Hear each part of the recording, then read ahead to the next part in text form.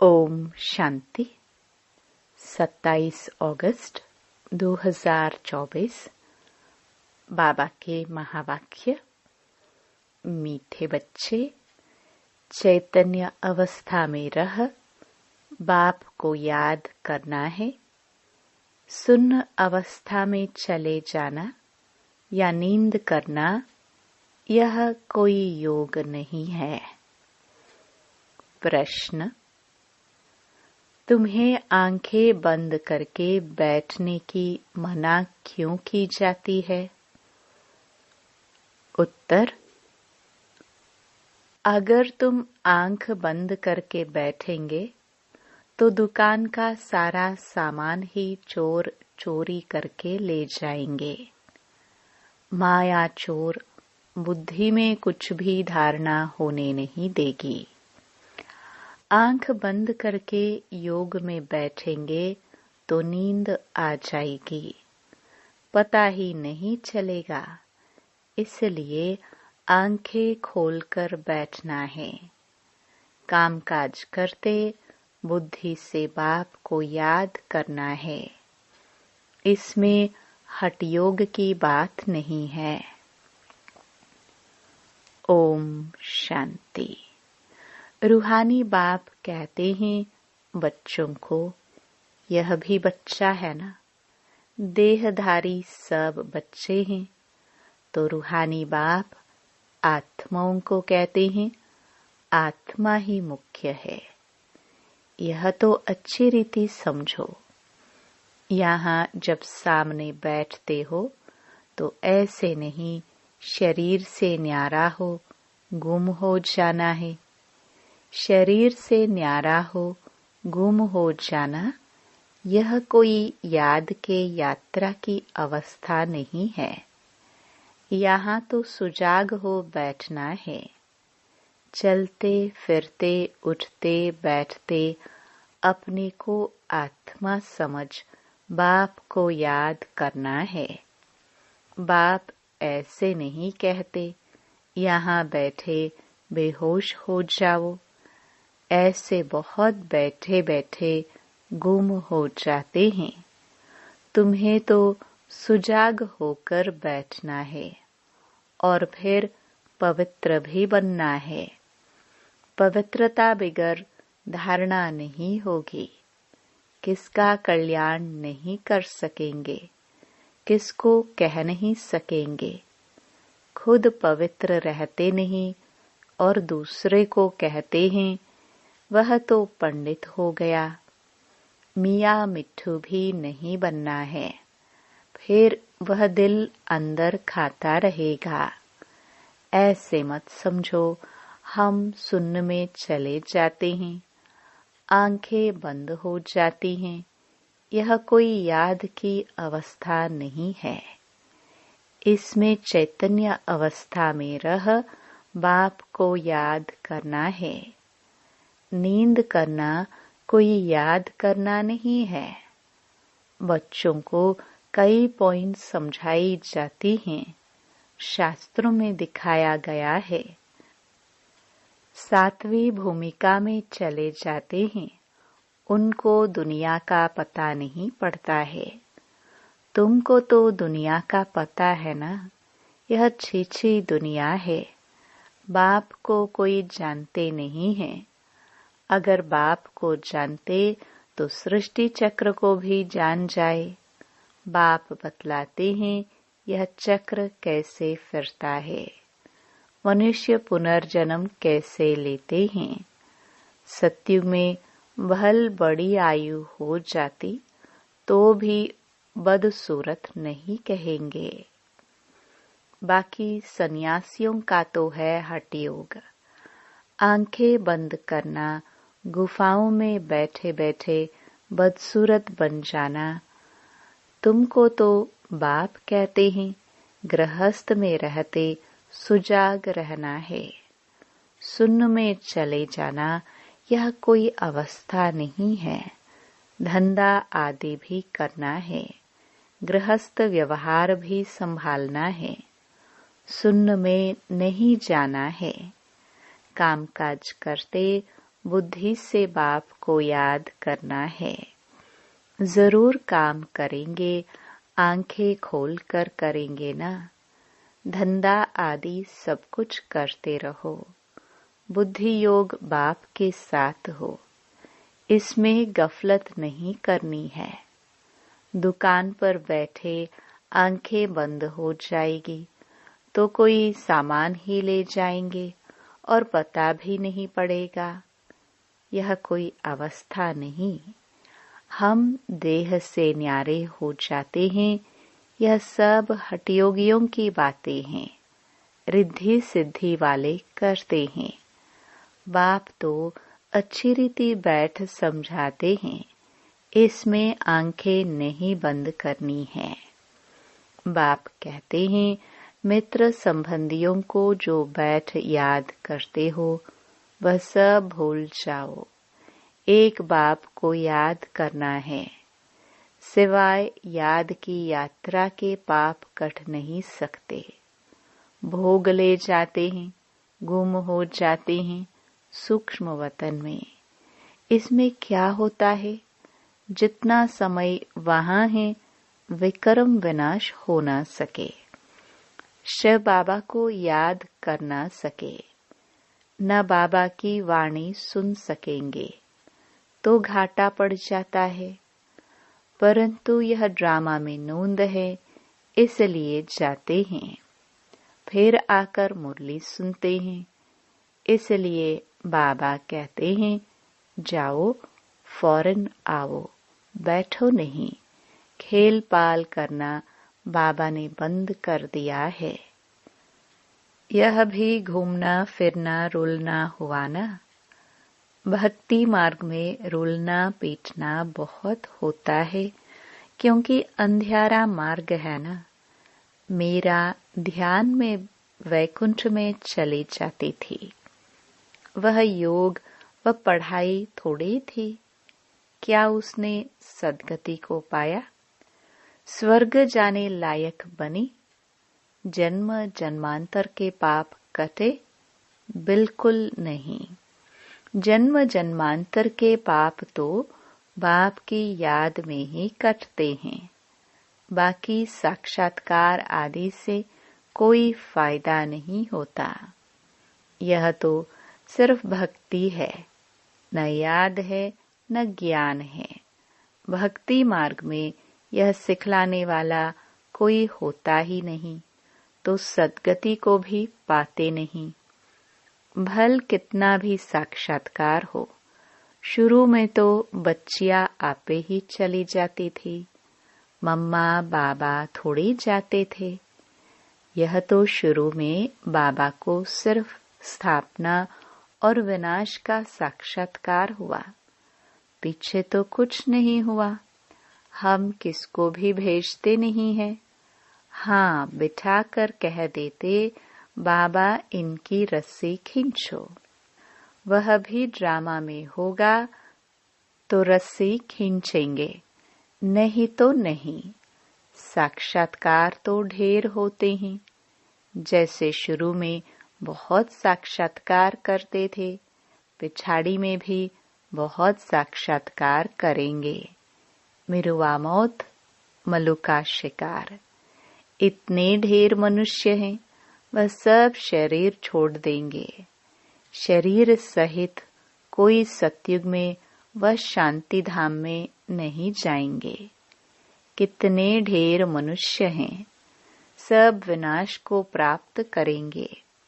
बाकी एक आदि सनातन देवी देवता धर्म की स्थापना हो रही है ब्रह्मा द्वारा। तुम बच्चियां गांव-गांव में जाकर कितनी सर्विस करती हो। यही कहती हो कि अपने को आत्मा समझ, बाप को याद करो। सन्यासी तो राजयोग सिखलाना जानते नहीं। बाप बिगर राजयोग सिखलावे कौन? तुम बच्चों को बाप अभी राजयोग सिखला रहे हैं, फिर राजाई मिल जाती है। तुम अपार सुखों में रहते हो, वहां तो फिर याद करने की दरकार ही नहीं। रिंचक भी दुख नहीं होता है। आयु भी बड़ी, काया भी निरोगी होती है। यहाँ कितने दुख हैं। ऐसे तो नहीं बाप ने दुख के लिए खेल रचा है। यह तो खेल सुख दुख हार जीत का आदि अनादि है। इन सब बातों को सन्यासी जानते ही नहीं तो समझा कैसे सकते। वह तो भक्ति मार्ग के शास्त्र आदि पढ़ने वाले हैं। तुमको कहा जाता है अपने को आत्मा समझ, बाप को याद करो। वह सन्यासी फिर आत्मा समझ ब्रह्म को याद करते हैं। ब्रह्म को परमात्मा समझते हैं। ब्रह्म ज्ञानी है। वास्तव में ब्रह्म है रहने का स्थान। यहाँ तुम आत्माएं रहती हो। वह फिर कहते हम उनमें लीन होंगे। उनका ज्ञान ही सारा उल्टा है। यहाँ तो बेहद का बाप तुम बच्चों को पढ़ाते हैं। वह कहते भगवान 40,000 वर्ष बाद आएगा। इसको कहा जाता है अज्ञान अंधियारा। बाप कहते हैं नई दुनिया की स्थापना और पुरानी दुनिया का विनाश करने वाला तो मैं हूँ। मैं स्थापना कर रहा हूँ।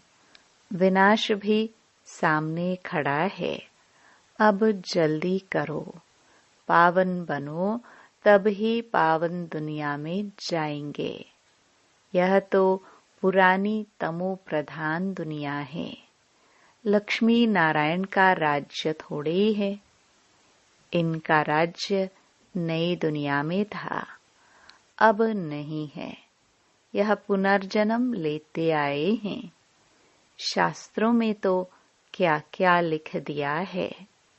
कृष्ण को दिखाया है अर्जुन के घोड़े गाड़ी में बैठा है। ऐसे नहीं कि अर्जुन के अंदर कृष्ण बैठा है। कृष्ण तो देहधारी था ना। न कोई लड़ाई आदि की बात है। उन्होंने तो पांडवों और कौरवों का लश्कर अलग अलग कर दिया है। यहाँ तो वह बात नहीं। यह भक्ति मार्ग के अथाह शास्त्र हैं। सतयुग में यह होते नहीं।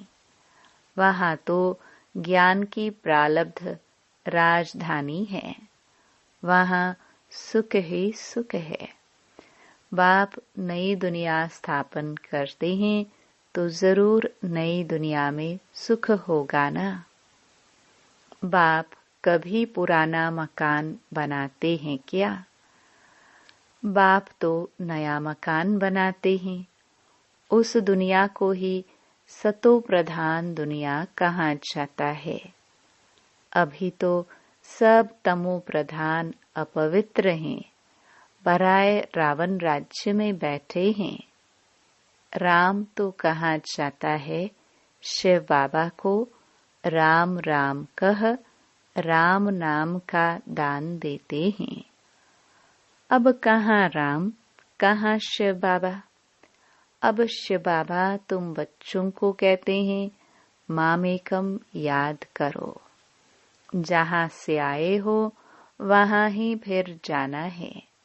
जब तक बाप को याद कर पवित्र नहीं बनेंगे तो वापस भी जा नहीं सकेंगे। तुम्हारे में भी कोई विरले हैं जो अच्छी रीति बाप को याद करते हैं। मुख से तो कहने की बात नहीं। भक्ति में राम राम मुख से कहते हैं। कोई नहीं कहेंगे तो समझेंगे यह नास्तिक हैं। कितना आवाज करके गाते हैं। जितना झाड़ बड़ा होता है उतनी भक्ति की सामग्री बड़ी होती जाती है। बीज कितना छोटा होता है। तुमको कोई चीज नहीं, कोई आवाज नहीं, सिर्फ कहते हैं अपने को आत्मा समझ मुझे याद करो। मुख से कहना भी नहीं है। लौकिक बाप को भी बच्चे बुद्धि से याद करते हैं। बाबा बाबा बैठकर कहते थोड़े हैं। तुम अभी जानते हो आत्माओं का बाप कौन है। आत्माएं तो सब भाई भाई हैं। आत्मा को और कोई नाम नहीं, बाकी शरीर का नाम बदलता है। आत्मा तो आत्मा ही है, वह भी परम आत्मा। उनका नाम है शिव। उनको अपना शरीर है नहीं। बाप कहते हैं मुझे भी अगर शरीर होता तो पुनर्जन्म में आना पड़ता। तुमको फिर सद्गति कौन देते। भक्ति मार्ग में मुझे याद करते हैं। अनेक चित्र हैं। अभी तो नरकवासी से स्वर्गवासी बनते हो ना। जन्म तो नरक में लिया है, मरेंगे स्वर्ग के लिए। यहाँ तुम आए ही हो स्वर्ग में जाने के लिए। जैसे कोई ब्रिज आदि बनाते हैं तो पहले फाउंडेशन सेरेमनी कर लेते हैं, फिर ब्रिज बनती रहती है। स्वर्ग की स्थापना का उद्घाटन फाउंडेशन सेरेमनी बाप ने कर लिया है। अब तैयारी होती रहती है। मकान बनने में टाइम लगता है क्या। गवर्नमेंट करने पर आए तो 1 मास में मकान खड़ा कर ले। विलायत में तो मकान तैयार मिलते हैं। स्वर्ग में तो बहुत विशाल बुद्धि सतो प्रधान होते हैं। साइंस की बुद्धि तीखी होती है। झट बनाते जाएंगे। मकानों में जड़ित भी लगती जाएगी। आजकल इमिटेशन देखो कितना जल्दी बनाते रहते हैं। वह तो फिर रियल से भी जास्ती चमकता है। और आजकल की मशीनरी से झट बना लेते हैं। वहाँ मकान बनने में देरी नहीं लगती। सफाई आदि होने में टाइम लगता है। ऐसे नहीं कि सोने की द्वारिका समुद्र से निकल आएगी।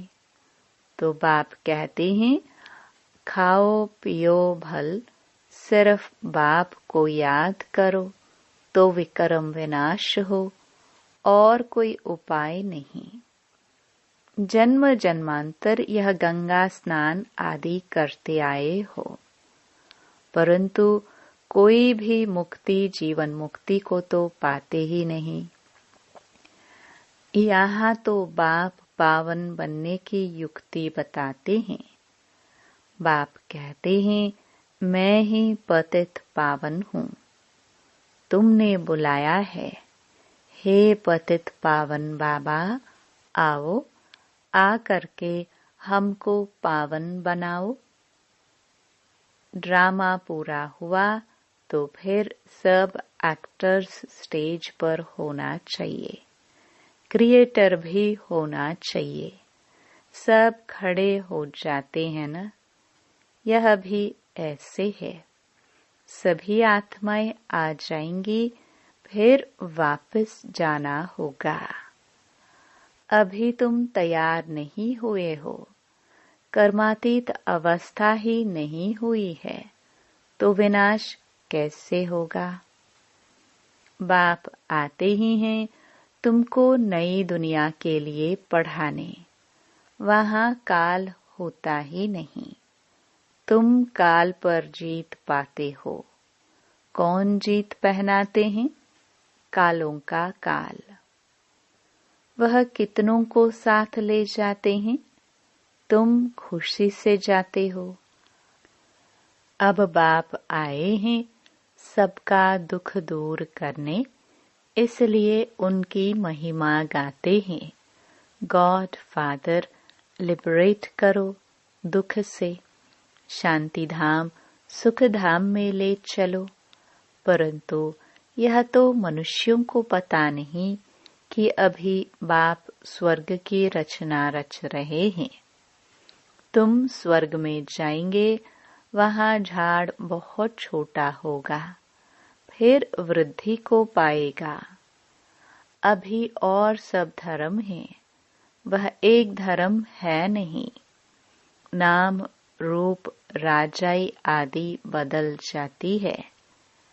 पहले डबल ताज फिर सिंगल ताज वाले होते हैं। सोमनाथ का मंदिर बनाया है, कितना धन था। सबसे बड़ा मंदिर एक है जिसको लूट कर ले गए। बाप कहते हैं तुम पद्मा पदम भाग्यशाली बनते हो। कदम कदम पर बाप को याद करते रहो तो पदम इकट्ठे होंगे। इतनी कमाई बाप को याद करने से होती है। फिर ऐसे बाप को याद करना तुम भूलते क्यों हो? जितना बाप को याद करेंगे, सर्विस करेंगे, उतना ऊंच पद पाएंगे। अच्छे अच्छे बच्चे चलते चलते गिर पड़ते हैं। काला मुंह किया तो की कमाई चट हो जाती है। जबरदस्त लॉटरी गवा देते हैं। अच्छा, मीठे मीठे सिखिलदे बच्चों प्रति मात पिता बाप दादा का याद प्यार और गुड मॉर्निंग। रूहानी बाप की रूहानी बच्चों को नमस्ते। धारणा के लिए मुख्य सार। पहला, गृहस्थ व्यवहार संभालते हुए बुद्धि योग बाप के साथ रखना है। गफलत नहीं करनी है। पवित्रता की धारणा से अपना और सर्व का कल्याण करना है। दूसरा, याद की यात्रा और पढ़ाई में ही कमाई है।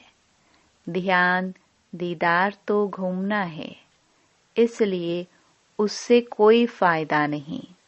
जितना हो सके सुजाग हो, बाप को याद कर अपने विकर्म विनाश करने हैं। वरदान। श्रेष्ठ स्मृति द्वारा श्रेष्ठ स्थिति और श्रेष्ठ वायुमंडल बनाने वाले सर्व के सहयोगी भव। योग का अर्थ है श्रेष्ठ स्मृति में रहना। मैं श्रेष्ठ आत्मा श्रेष्ठ बाप की संतान हूँ। जब ऐसी स्मृति रहती है तो स्थिति श्रेष्ठ हो जाती है। श्रेष्ठ स्थिति से श्रेष्ठ वायुमंडल स्वतः बनता है, जो अनेक आत्माओं को अपनी ओर आकर्षित करता है। जहाँ भी आप आत्माएं योग में रहकर कर्म करती हो, वहाँ का वातावरण वायुमंडल औरों को भी सहयोग देता है। ऐसी सहयोगी आत्माएं बाप को और विश्व को प्रिय हो जाती है। स्लोगन। अचल स्थिति के आसन पर बैठने से ही राज्य का सिंहासन मिलेगा। ओम शांति।